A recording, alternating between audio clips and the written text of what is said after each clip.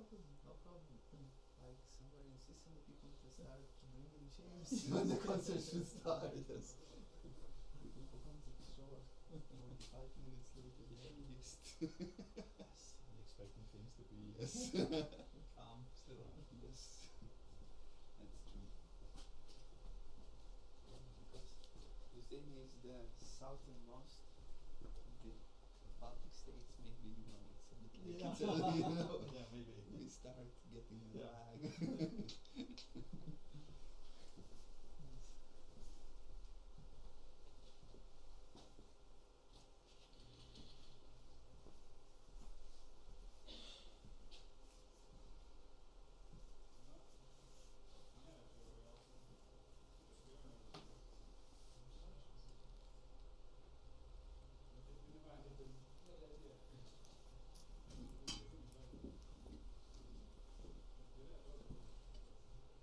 You should probably come closer if you want to, because when I start to play, it's good to sit around here. This is the perfect place. Yes, these are the perfect places.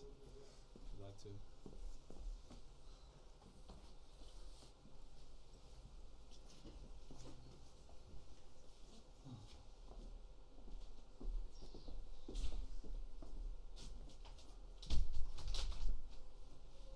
Oh yes, please. A little bit of air, no? Huh? A little bit of air. 5 minutes of air. More? Yes, just a little bit. Feel that we just while we're waiting. This is been worked in a lot the last couple of days. That's rough.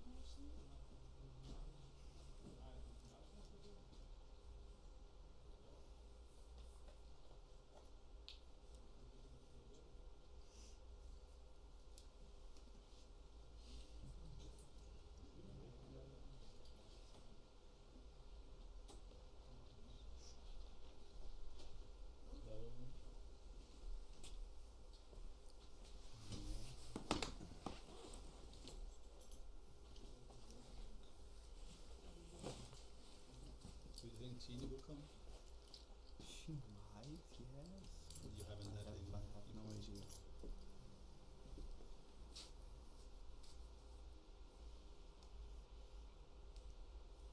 She knows, but who knows?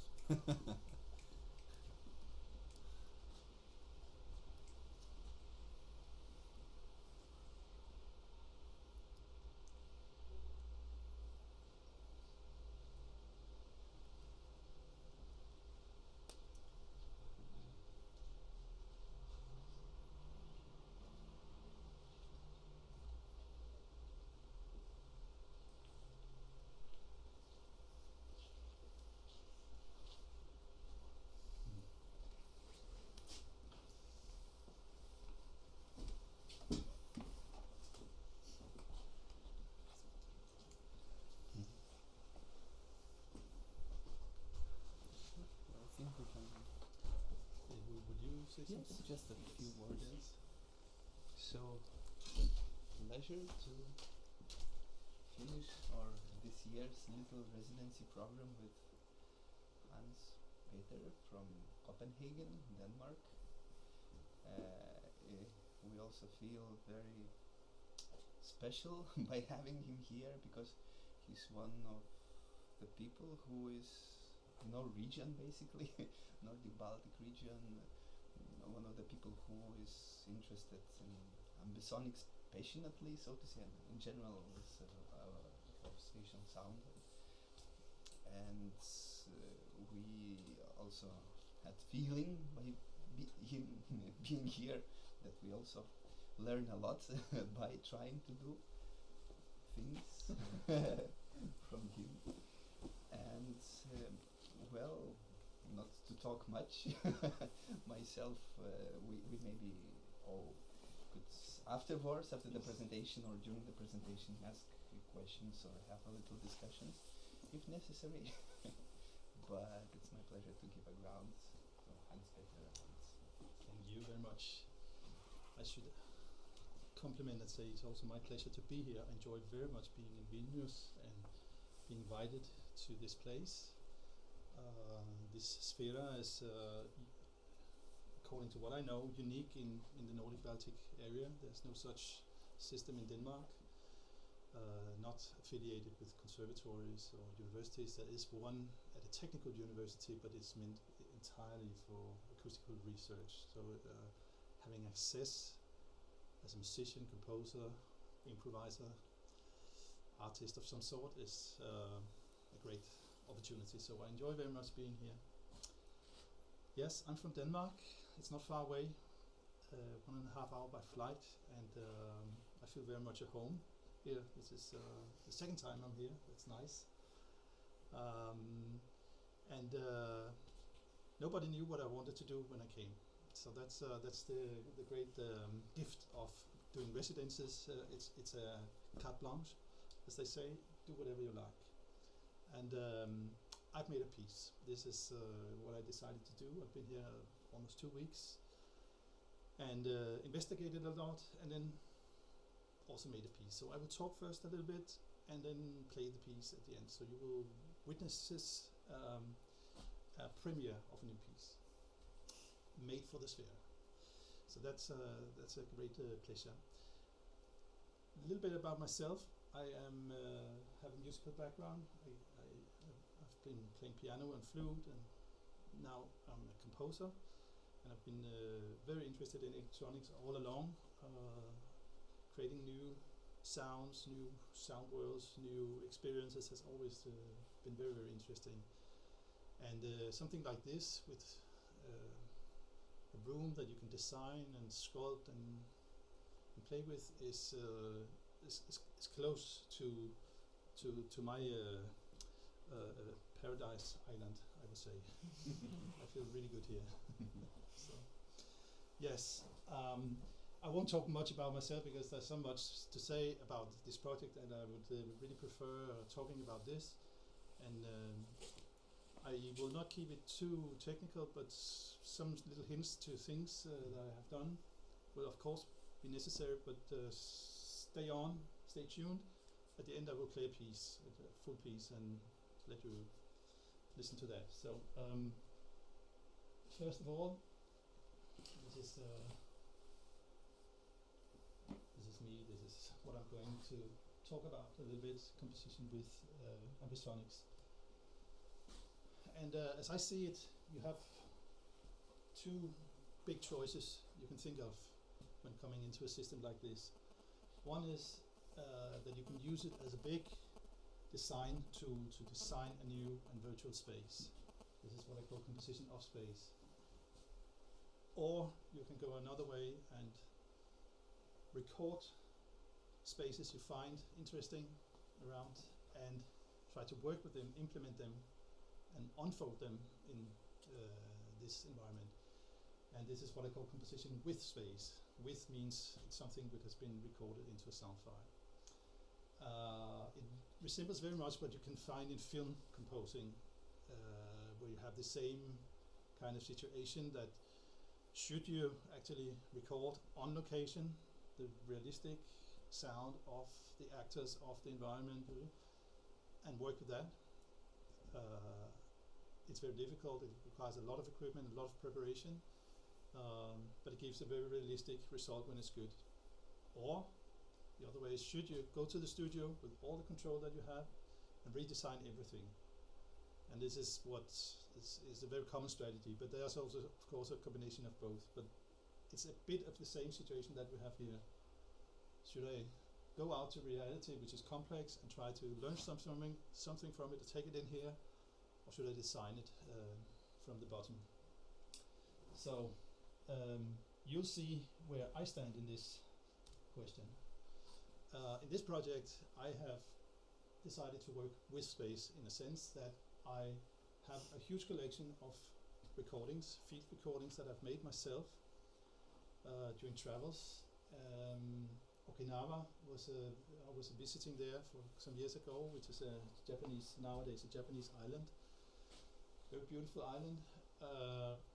And from Fanø, it's a Danish island where I live. Actually, I don't live in Copenhagen, I live outside of Copenhagen, but work in Copenhagen. And so I thought these two islands had something in common. They're very, very different.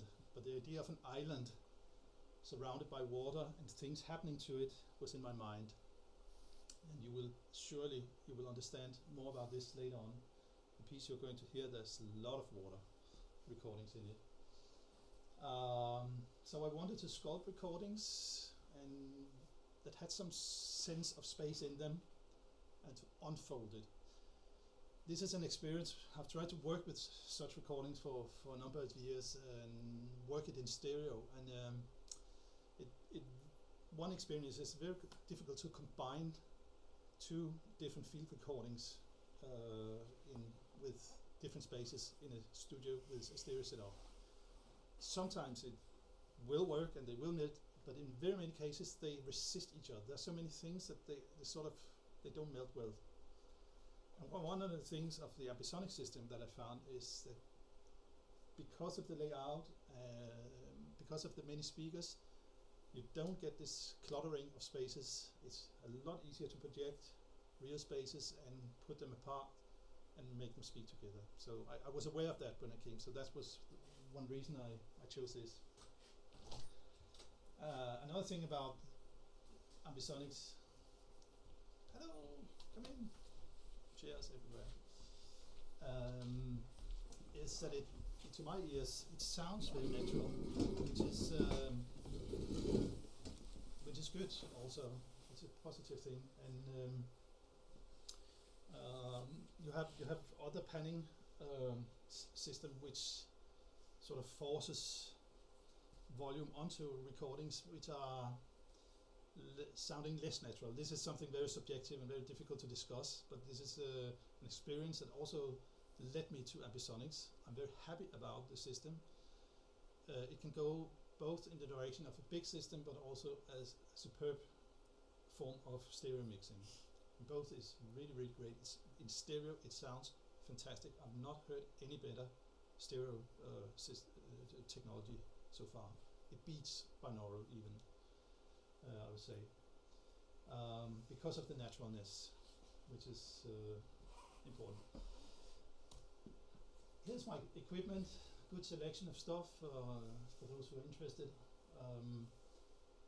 Portable, at the top left, portable Sony machine. I was of course in Japan, from Taiwan, Tascam, and which is a multi-track recorder, and then some microphones. The most important one is that one on the left, right, called Soundfield. That's an ambisonic mic. It is creating 4 signals that is registering, in a sense, the full 3D sphere around a certain sound. The idea, the principle is actually to, as accurate as possible, to register a point source in a 3D space. I also had binaural mics. I also have some binaural recordings in this project. I wanted to transform them and see how could they work in this sphere, unfold them as well. And at the bottom, very special mic it's a hydrophone. It's for underwater recordings, and the suction cup if you want to use it as a contact mic on any surface you like. It's fantastic. It's very, very sensitive. But I also recorded underwater with this, and all of that was just creating a big bunch of sound files. The method that I've been developing this couple of weeks here has now a name. I gave the child a name. I wasn't aware of it when I came. I call it spatial sidechaining, and I think it's a great thing, and I will talk and show more about that.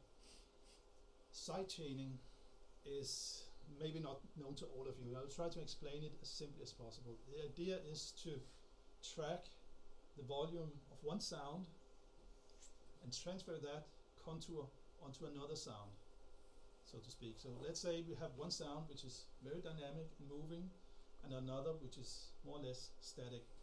You can then transfer, let's say, the fluctuation of of your source sound onto the target sound and make it that move. It will not change the sound itself, but you can have it going like that, and that's very, very interesting.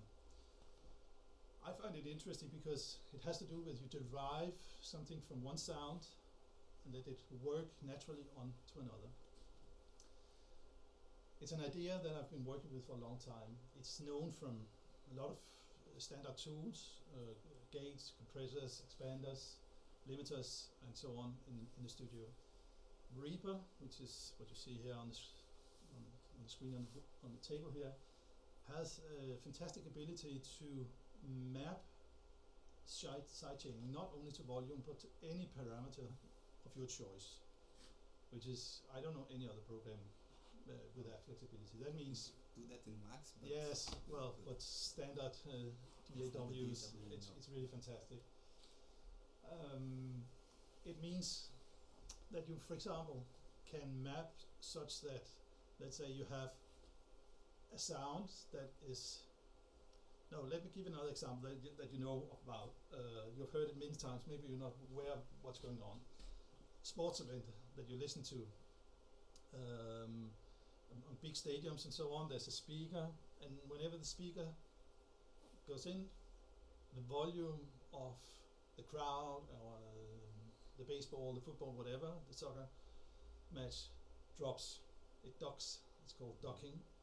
So it won't interfere with the speaking, and they alternate in such a way that he can freely speak, and whenever he speaks, the trace of his volume will dock the other one. Now imagine that you could do something here like having one sound with one spatial location, one spatial scenario, that, so to speak, docks another sound with another spatial location. So they can go in and out of each other. They can push each other, or rather one can push the other. Making them push each other, I haven't tried that. But that's the idea of spatial sidechaining. I have developed a set of scenarios where one sound influences another, and because they have different spatial positions, they will affect each other differently, and the space will change because of that. I will show. Already. Good.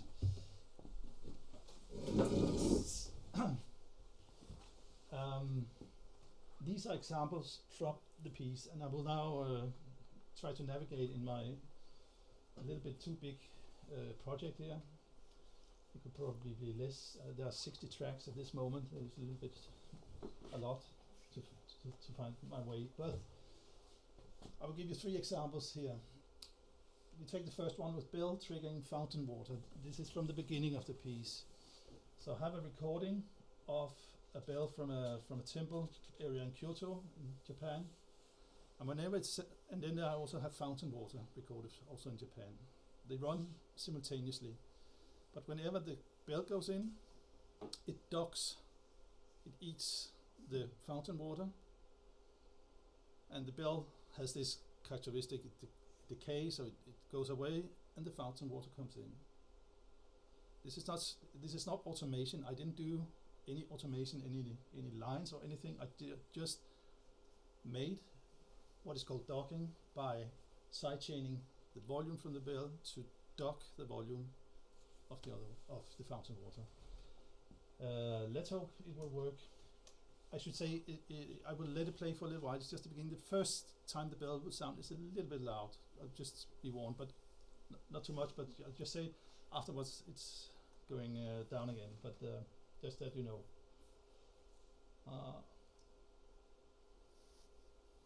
So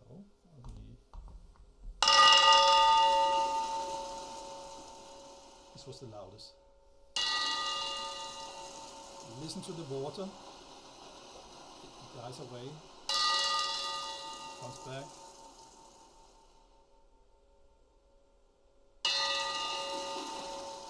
Comes back because of the bell. So at the moment the bell hits, you don't hear any water. You think you hear it, but then it comes in like that. So this is one idea. It continues. The beginning. There's more to it. I'm just picking out some elements here so you can see my ideas. As a matter of fact, the spatial positions that we're talking about here would be easier to hear in full context. But the bell is making a famous ambisonic spiral and ending up there, where it will also find the water, the fountain water. So there's a kind of a spatial direction going up from one position to another. We'll go to the next example. Let me see if I can navigate again. Mistakes can be very dangerous here, so I gotta do the right things. 12 and 22. And we should go to yes, we can have a look at this one at the same time, and a little bit about the sound here, something like that. In this next thing we have wind pushing a monk choir to drift away. The wind is something that's recorded from Fanø. There's a lot of wind. It's the western part of Denmark. There's a lot of wind there. It's very erratic, going like this all over the place. The monk choir tries to settle and be at more or less the height of our ears. But every time the wind comes in too strongly, and together with the wind also there are some very annoying cicada. What's that in English? I think it's kind of a little insect making a loud noise together with the monks. But when the wind gets loud enough, it pushes again the monks away, and they drift up here, and they sound, as you know, this experience from listening to something through wind, that it suddenly sounds very far apart, far away. Hopefully you can follow that. I will maybe let you listen a little bit here. Cicada.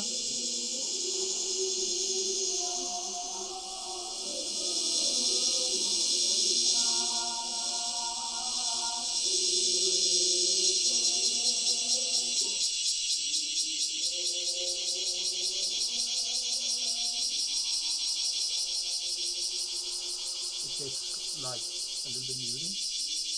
This is the position of the choir. So when it's full clear, it's not completely down to earth, but it's at the height here, and then it gets up because of the wind, so the wind takes over.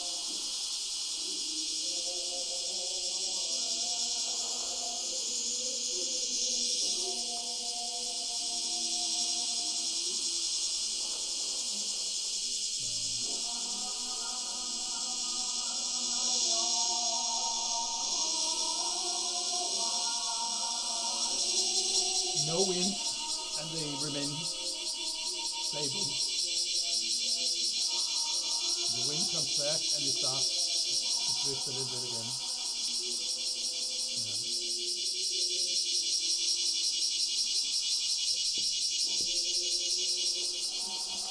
I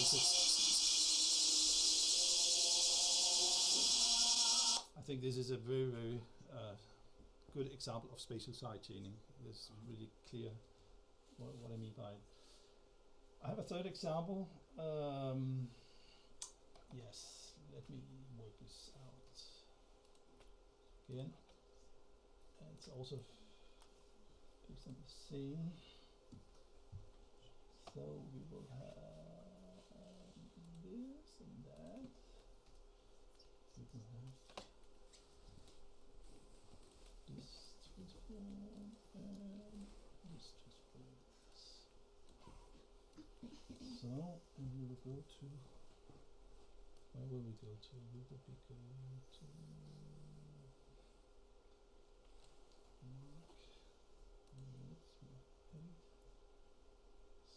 something like that, I believe, or maybe later, something like that. So here's another situation.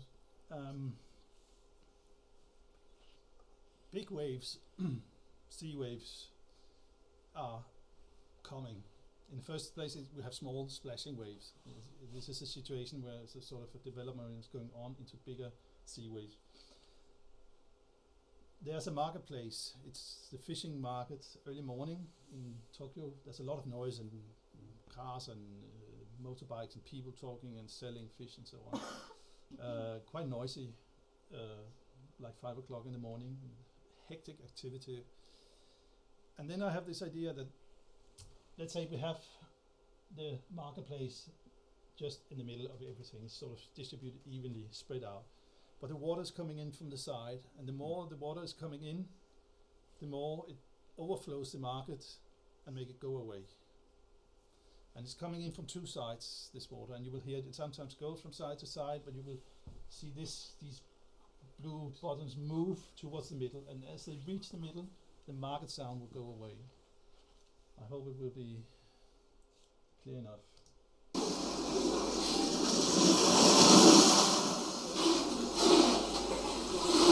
This is the market.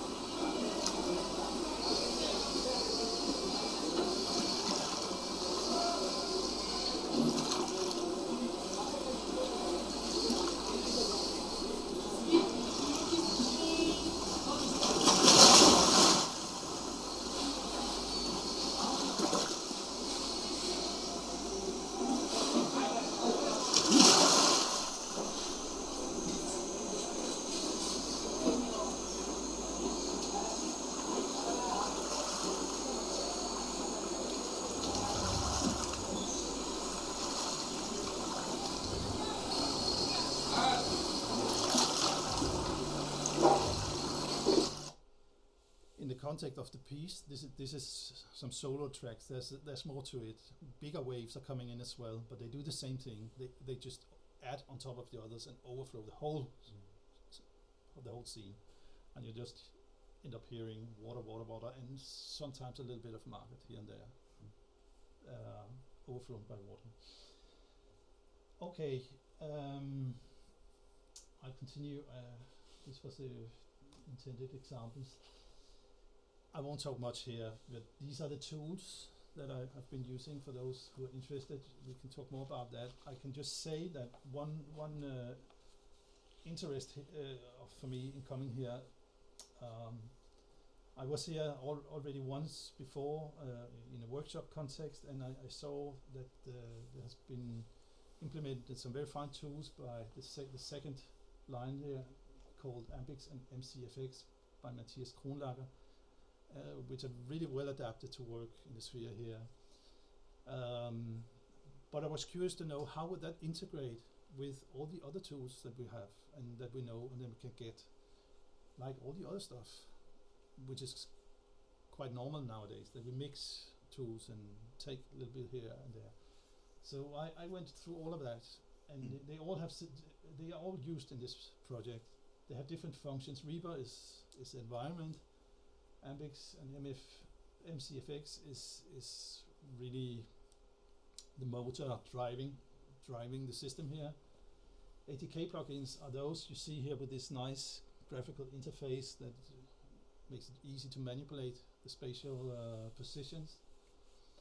Harpex is another version of a plugin that does basically these things as well, but can add a lot of refinement to it. It's a very rich plugin, I should say, also very expensive. Surround Zone is interesting because it's a plugin that follows with the ambisonic mic that I bought, and it has a very, very, very nice interface to mix in stereo. It's fantastic. You can mix your ambisonic signal any way you like. It's great for that. But I tried to include it here in another context together with other tools. This is the first time I've done that with this tool. Proximity is, probably speaking, not a ambisonic tool. It's just a plug-in which is very, very smart. It's a fader, but it fades. It tries to emulate distance. It's a distance fader. So the more you go down, the further the sound. Sounds. Yeah. Does it? Okay. Okay. Yeah. So it's a very, very cool tool to emulate larger distances than you really have. And I included it. Ambisonic signals are typically 4 signals. So what I had to do is to have on the one track intricate routing with 4 of those running on one track, picking out each part of the signal and treating it. It's all something you can do in Reaper. Reaper is fantastic for that. It works. Once you get it right, forget about it and just drive as fast as you can. It's really fantastic. I'm also interested in, I'm coming from the Max world. I daily do a lot of Max MSP. So I know about SPAT, which is an earcom package for the Max world. I know about that already, and probably in another project it could be also interesting to try that out inside here. And now also there's some new tools from the GRM, which is a company based in the French radio, called GRM Spaces, which I could recommend. I will show you a little bit of what I did with them. They're probably speaking not ambisonic, but they can work large speaker systems really easily. So this was my toolbox. How did all that integrate? That was my question. Here you see some of the user interfaces, how they look. If you see them again or hear the names, you know a little bit about how they look. Surround Zone is really good. I mean, I really recommend that, and it's free, and you can go and play with it. Find the plugin, go and find some free ambisonic recordings, and start playing around and get a feeling for ambisonics. It's a great way to do it. Proximity, ATK, and Harpex. Yes. Oh, sorry, over here. Here's the GRM. One tool that I used here is GRM Space Grains, it's called. What this plugin allows is to, on the right, to define a speaker setup. It's a really, really cool tool. It has all the facilities. So I've defined the speaker positions here and made a preset. So they are the same numbers and the same layout as here. And then you can have up to 8 sources that are being with a grain, which are being granularized. That is sort of in small clouds, being chopped up in small pieces and scattered around in small clouds. It is a very effective tool. It's not at all ambisonic, but it works really well. I used it for when you hear the big waves coming in the piece, you will realize there's waves going all over the place. That's actually GRM tools, which I made this with. Why do I say it's not ambisonic? That's a point there, which is I should mention. If you stay purely ambisonic with your mix, you have the benefit of being able to transport your mix to any other speaker layout. You don't have to really change very much. You have to change the decoder, and in principle that should make you totally independent of the speaker layout. The ambisonic principle has divided, let's say, the idea of panning into 2 steps. Encoding of the signal, which we do when we manipulate with it, and decoding when we reinterpret that data onto speaker setup. It's a very, very important idea, which goes back to the start of ambisonic. But as soon as you use something like GRM space tools, you're violating that principle, and it's no longer flexible. You will have to make new setups every time. However, it's relatively easy to have many layouts going in this tool, so I hope that will be okay. But it will not. You cannot code this as a big ambisonic file now and play it on another ambisonic system. So I've sort of chopped one of my legs already. Okay. Now, well, yes, no, well, I think we will put this to sleep gently. This part of it. We had very many troubles. This idea of integrating all the tools that I mentioned before. Mantas and I and a couple of others, Jürgis was stretching our minds to get the head around how does it all work. There is something called channel order and normalization norm inside the ambisonic principle. Channel order specifies what the various channels represent, and it appears there's no real standard. There are many standards. There's not one, there are many standards. So all the plugins have different standards, and you simply got to know what kind of channel order it works with in order to make it work. Otherwise it doesn't function. Normalization is important. It's a little bit like, to give an idea about it, maybe I could step back. If you look to the Harpex plugin, you see the round circle and the flower that's drawn. These are like microphone patterns of the various channels, but laid on top of each other. And the normalization affects those patterns. So let's say how responsive a certain channel would be depends on how wide is the lobes, how narrow is it, and so on. So it's a kind of a technical thing, but it turns out to be important. Sometimes if you choose the wrong normalization, you say, what happened to my sound? It's so thin, I can't find it in this space. And then you change the normalization and say, there it was. Now things are broad and wide. What happened? It's like with microphones. Anybody working with microphones know that you can scale your focus enormously with that. So this is what it's about.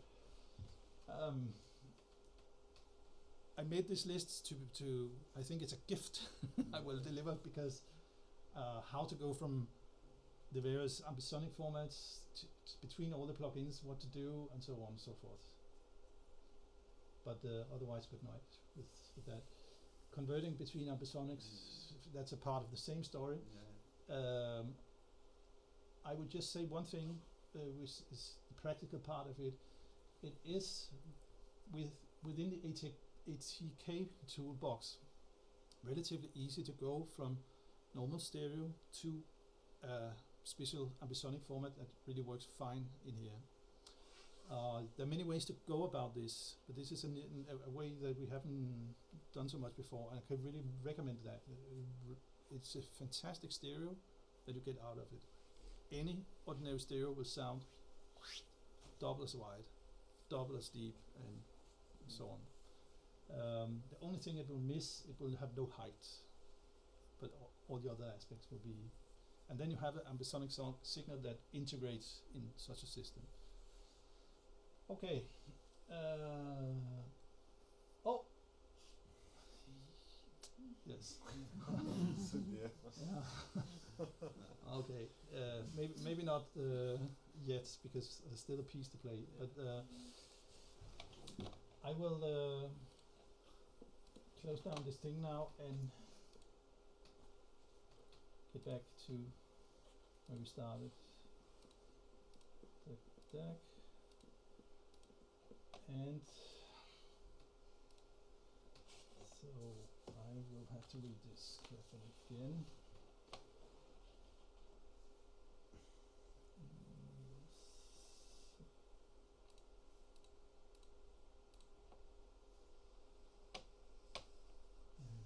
this one. Back to one.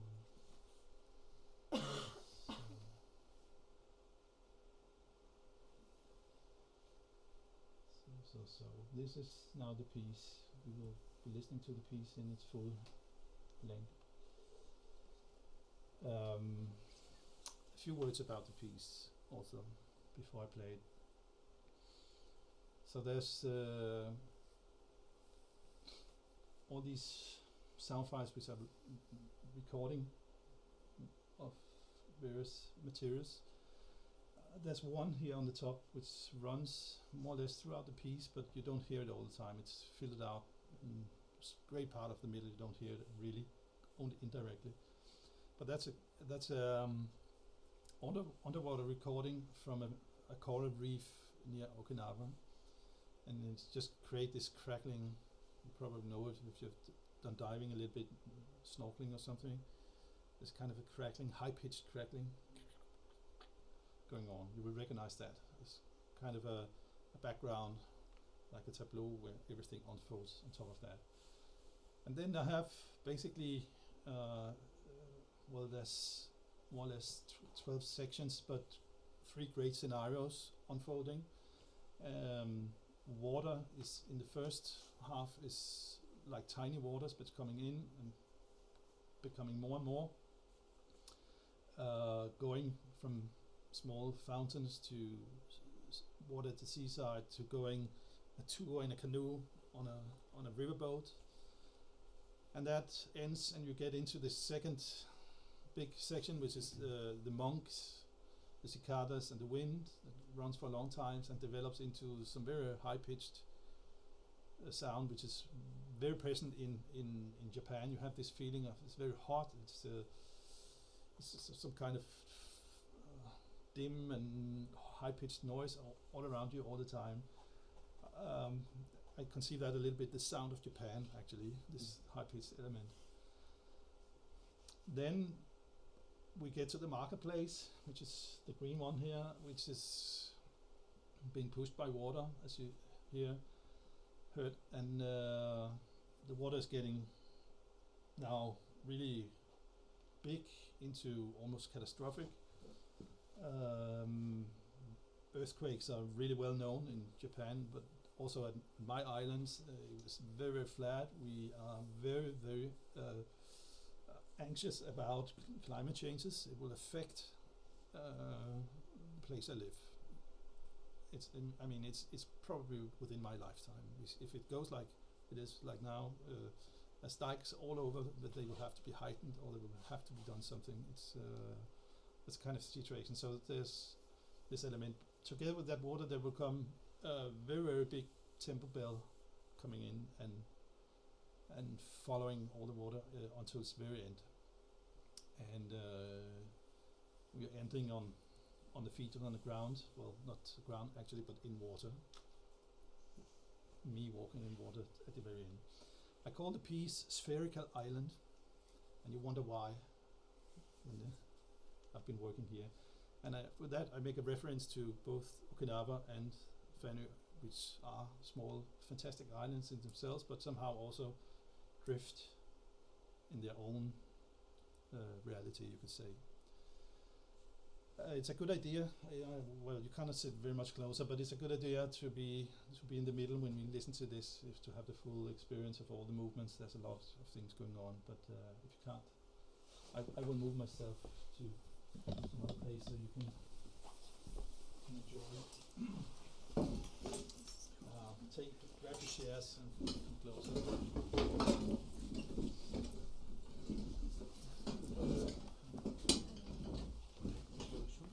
If somebody wants to sit here, they're welcome.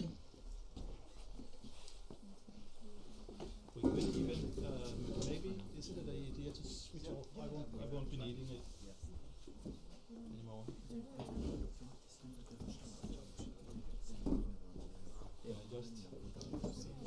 No.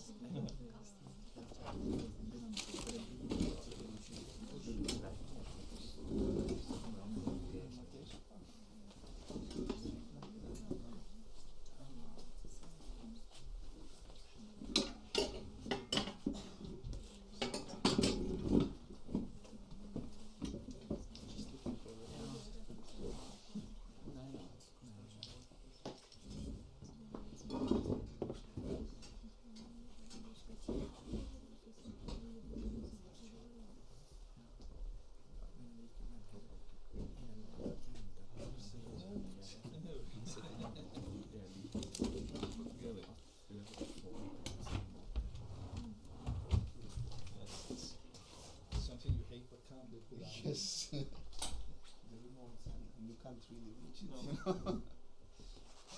But it was usually No, this is for the screen. No, this is just to the line down here. Did you find it?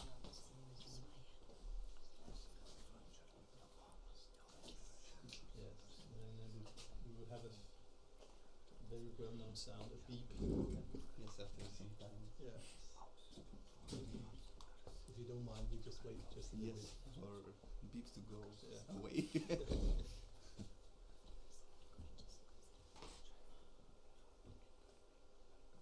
About 20 seconds, I guess. Is it, yeah, it's a Or good 10 idea. seconds. But soon. Yeah.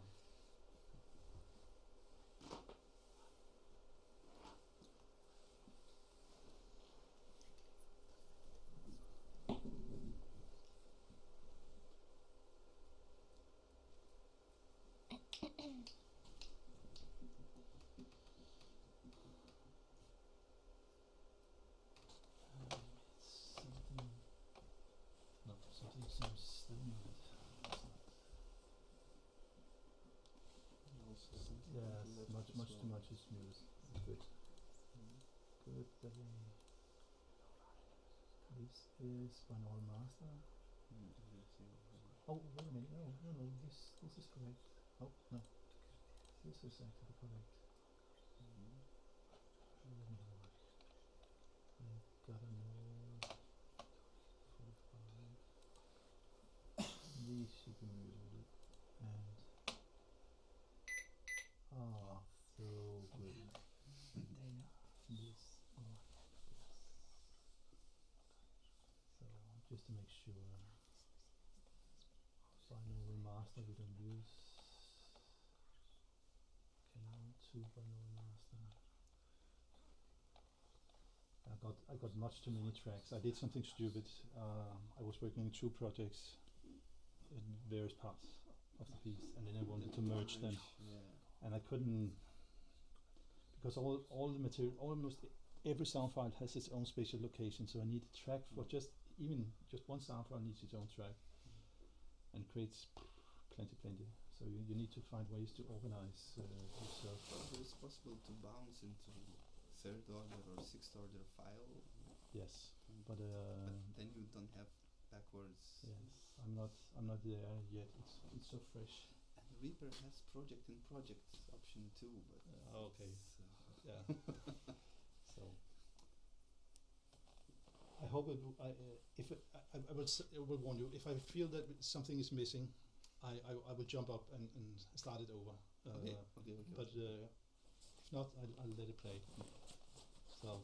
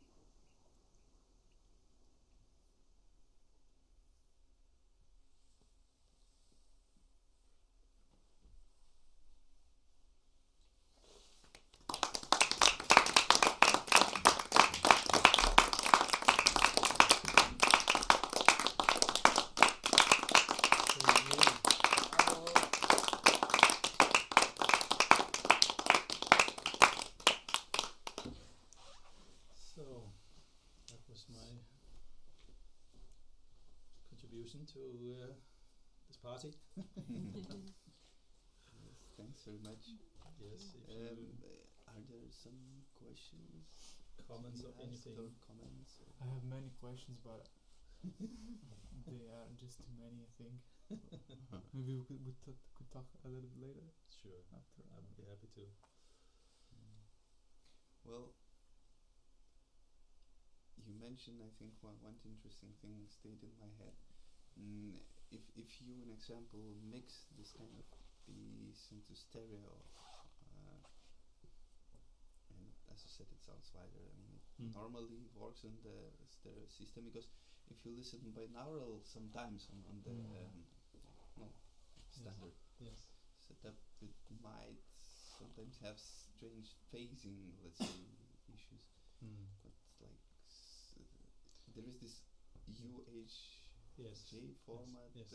Are you using something like that, or Yes. or Well, there are several formats actually. Super stereo is an ambisonic format. Yes. So this is not directly playable onto speakers, but you can of course convert back again. The other one that you mentioned, UHJ, is playable on the system, and also very good, and it's usually at the end. Actually, ambisonics has been used since the end of the 70s or so, and mainly as a stereo mixing system. With the UHJ as the end system. But you're right about what you mentioned is interesting, the binaural aspect. I didn't talk much about it here, but for example, the marketplace. It's a very, very big hall with lots of small pathways in between. So I was walking around with binaural mics in my ears, just making a long tour, an hour-long tour, an early morning. And I tried to translate that here onto this system, and I realized normally you would then say, well, it's binaural, I would have to go to stereo first, convert that somehow to an ordinary stereo, and then to ambisonic. But that didn't sound right to me. I mean, it immediately made the space I've had in mind, and it's also my memory of the tour, of course. Yeah. It was intense in a sense, and I was in the middle of it, and all these people doing things and yelling and selling fish, and very, very strong smell and so on. Lots of fish. I mean, I know a lot of fish from Denmark, but many fish I didn't know there. So I had a space in my mind which was much bigger, and so I decided actually not to. I simply translated directly via the super stereo. Via the super stereo. Yes, and it worked really nicely. I got this kind of marketplace feeling, something which is a little bit all over the place, and you hear voices. It's not that you can pinpoint really voices; they are somewhere, like a little bit soft. It's not so directive. It's sound field recording. No, but it's still spreads out like a scene, and I think it's worth taking into account that you can actually integrate binaural as well this way. Yeah. You're right about what you mentioned about translating binaural to normal stereo speakers can sometimes work, sometimes not, and it's something which is very delicate. I've heard some examples which are really good, but under very controlled conditions. And the problem is when we listen to music or sounds or things, well, when we go to studio, it's controlled conditioned, but in many cases it's not, and then the binaural on speakers breaks completely down. But I feel there is a link which has not been investigated too much about how the binaural could possibly translate into. Nobody suggested this to me. I just tried a lot of different things and found that the super stereo really worked well. And I think it does it because it doesn't affect the phases at all. The process in the super stereo is a convolution process. It's completely neutral to the phases. It shifts the phases, but in completely same amount, whatever you do. And so it sounded much more right to me. So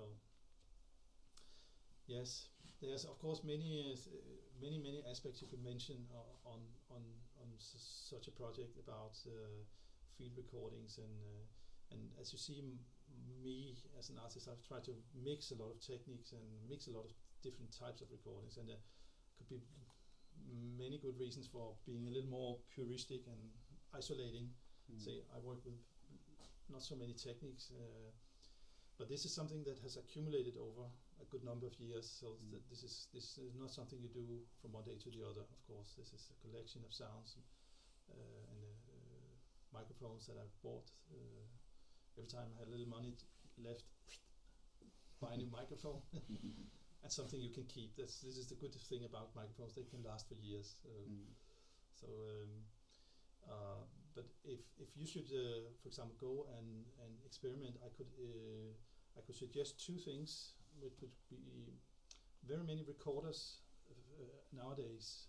Handheld recorders has an option to do what is called MS recording, and that translates really well via the ATK package into super stereo. As and basically into ambisonics. And then you have an ambisonic thing going.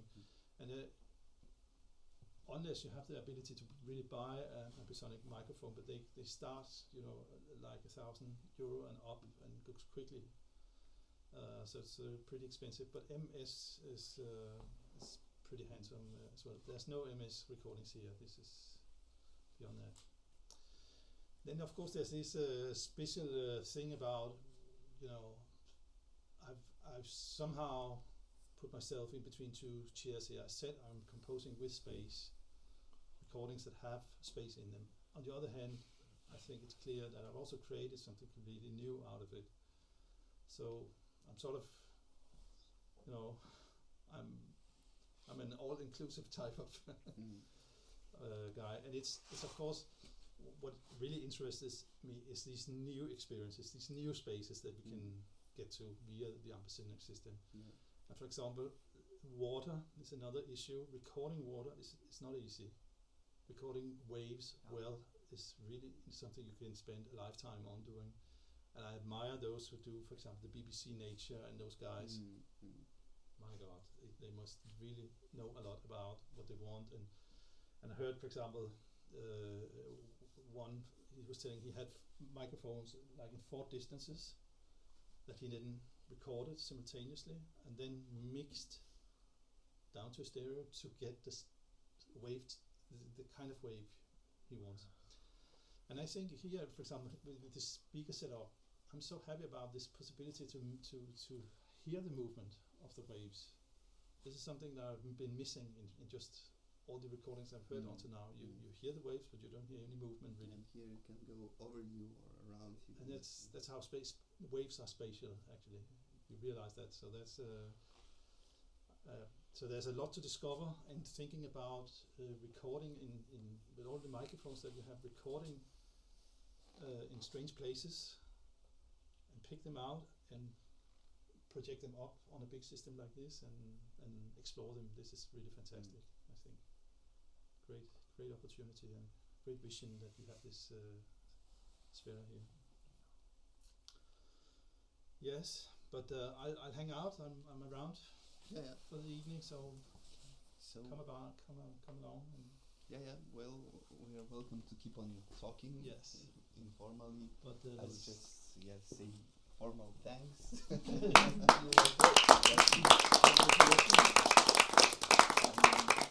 year we finish with residencies. We hope to come back next year.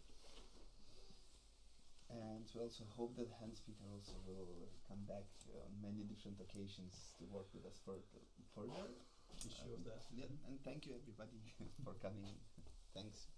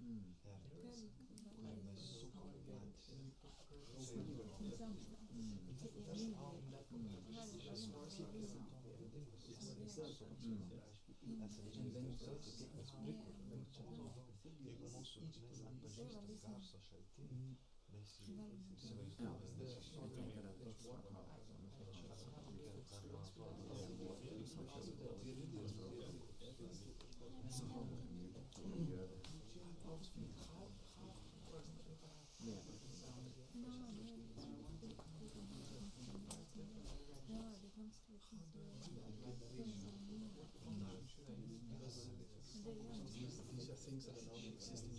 These are extensions to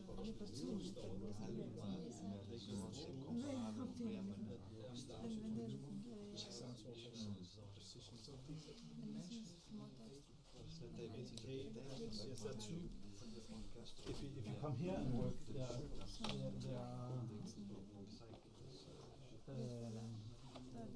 so there's one package which is the Ampex package, and this represents sphere, and each of the yellow ones represent a sound. So this is a kind of an alternation. The sound is moving around the sphere. Yes, two sounds. This is just